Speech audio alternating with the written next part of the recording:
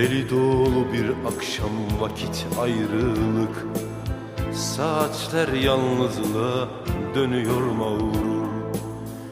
Yabancı düşler kalmış dünden geriye.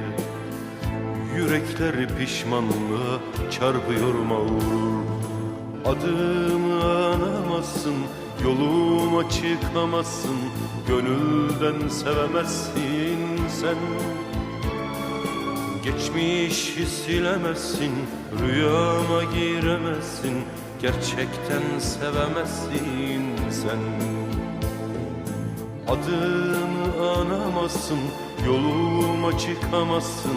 Gönülden sevemezsin sen. Geçmişi silemezsin, rüyama giremezsin. Gerçekten sevemezsin sen.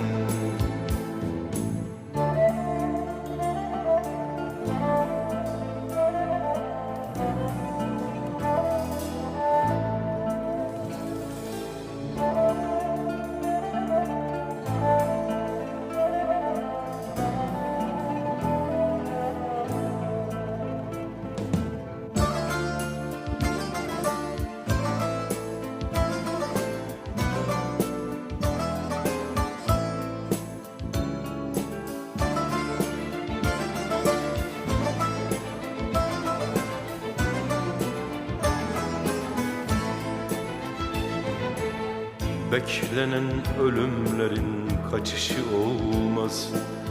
Bir yıldızı bilinmeze kayıyor mağrur. Ben sürgünüm, sen durgun, kaçak bu sevda.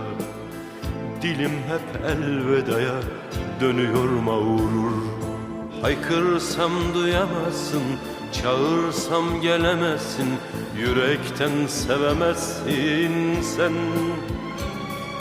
Zor günde aramazsın, hiç yalnız kalamazsın. Korkusuz sevemezsin sen.